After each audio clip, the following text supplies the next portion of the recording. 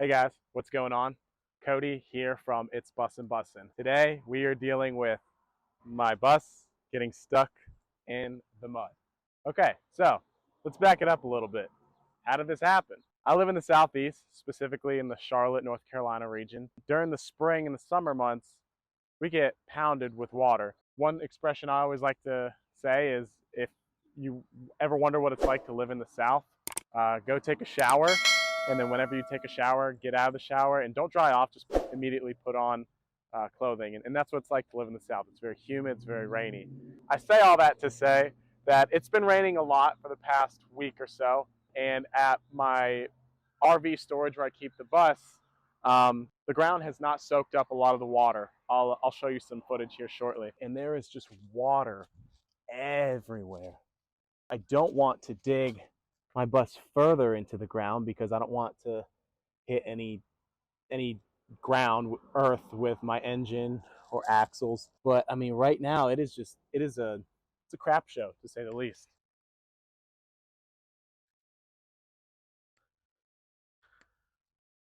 Okay. So I talked to the bus RV or the RV owner and I said, hey man, I'm really interested in moving my bus to a different location because there's a lot of water there. And he said, yeah, sure, just move it to this other part. This is the other part. So what's good about this location is that I would have access to come in through here. I would have access to come in through the backside. So what's unique about my current location is that I can only back in and pull out. Why is that an issue right now? Well, I'm stuck. So with my current location, there is someone else at this RV storage who has a trailer. I can't move that. And I actually tried to, on the low, move his stuff last night. It's like probably like a 5,000-pound trailer. It's got some big engine in there. So as you can see, I tried to back up as far as I possibly can. Believe it or not, my bus is not hitting the trailer.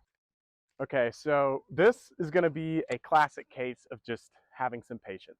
It really, really sucks because like I can't even go get gas or diesel to fuel up the bus. I can't get out of this little area. Last night, like 12 o'clock at night, I got a little frustrated and I basically tried to rock the bus back and forth. I'd go forward about 5 feet, back about 5 feet, and I couldn't get out. So I have a couple good things going for me. Number one, we have about 5 days of no rain ahead of us. I looked at the forecast, and basically it's not gonna rain for the next 5 days. So hopefully all this water will, Jesus. So, like I was saying before, the wind blew everything over. Hopefully the water will evaporate. I've also went ahead on Amazon and bought for like 80 bucks these, basically they're like ATV mats that when you get stuck off-road, you put the mat underneath the tire and it gives it a little bit of traction. So those should be coming in the next couple days. I really don't want to spend like $400 for a tow truck to come out here and pull me out when I'm just literally going to park it like right there. So wish me luck. Yeah, and we'll just see kind of what happens.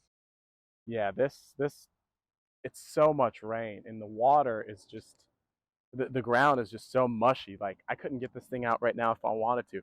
I don't think, to be honest, I don't think a, a tow truck could get me out of here if he wanted to. So we're really just gonna focus on letting the rain dry up or the water dry out, and hopefully these mats will work. And we can get this thing out of here without having to spend any serious cash. Several days later. So we're back. It's 4 days later. It's Thursday. Last time I filmed, it was Sunday. You add 4 days to that, we're now at Thursday. Quick math. So basically, it hasn't rained in 4 days. Everything out here is looking relatively dry. It's looking like we're gonna get this thing out of here. I went ahead and bought these on Amazon, about 80 bucks. Little ATV, not even ATV, just if you have like a vehicle that goes off-road, you put this underneath the bus. So I would put it right here underneath the vehicle. It gives it traction, propels it forward, and yeah, we're gonna see if we can get out of here. All right, so we just went ahead and started the bus. I usually like to give the bus like 5 or 10 minutes to warm up. My thought process on this, go ahead, follow me real quick, is to just go straight forward. So it doesn't look that bad on this side. On the other side, though, it doesn't look too good. What I'm worried about is all this mud and stuff right here. So I'm really hoping I can kind of go forward and avoid that puddle right there. I realize this looks very white trash. I don't refute that. But sometimes in life you have to power through the white trash in order to be able to become bougie. So right now, it's a little white trash. All right, gonna hop in and we'll see what happens.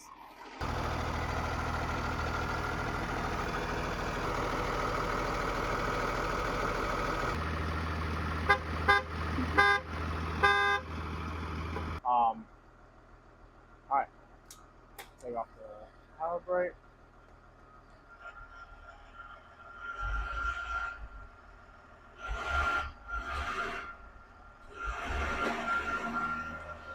Woo, we getting out of here, boy!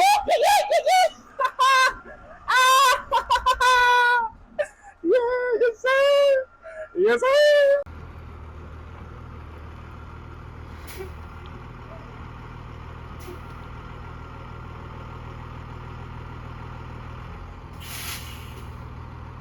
All right, so we went ahead and successfully got it out of the mud. It looks pretty bad. I'll give you that. Just look at all the mud stuff. All right, so basically these little things that we bought, the tire grips back here. Oh, look, it's a worm. Ew. That means it's healthy soil. So anyways, it gripped right here. And then as soon as it gripped a little bit on these things, it shot it back, dug it into the mud, and I felt it on my end. And when I went forward, and I gave a little bit of gas, and I got a little bit of traction forward, I just kept going with it. And I was just like, oh, we're out of here, we're out of here. And I freaked out, dude. And whenever we got out, obviously parked it. So we're gonna move it like right there. As a celebratory gesture, I am forcefully making Carly drive the bus. She talked about it earlier, but she looks a little scared right now. So she doesn't want to back it up. And I agree, it's kind of hard to back up. So I'm gonna turn this thing around, then I'm gonna make it to where the front is facing, and I'm just gonna have her pull in right there. Please, God, don't hit my car.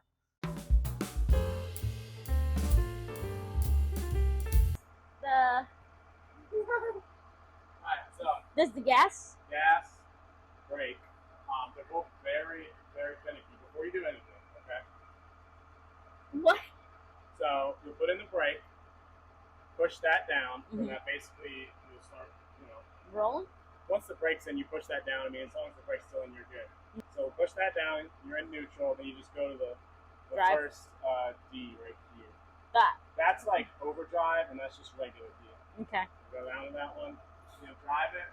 You'll feel it. I can't press the brake. Yeah, jack you up a little bit. That's it. It's hard. It is, yeah. The brake is very finicky. The brakes are great. So put it all the way in, push it down. Push it down like that. There you go.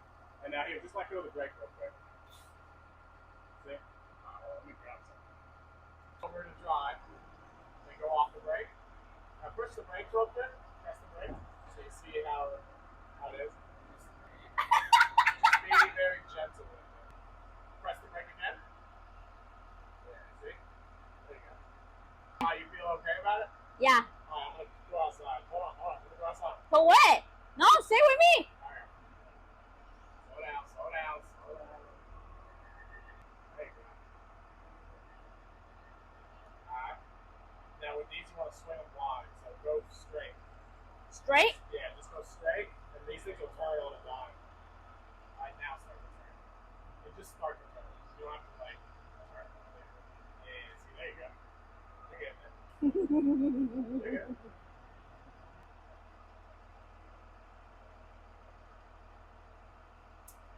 Alright, just straighten out. Straighten out. Why? Because we don't want to hit this thing over here, but just straighten out. And then once you start to get closer to the corner of this RV, then you want to turn again. Yeah, there you go. You're good. Alright, straighten out completely. Alright. And we're good.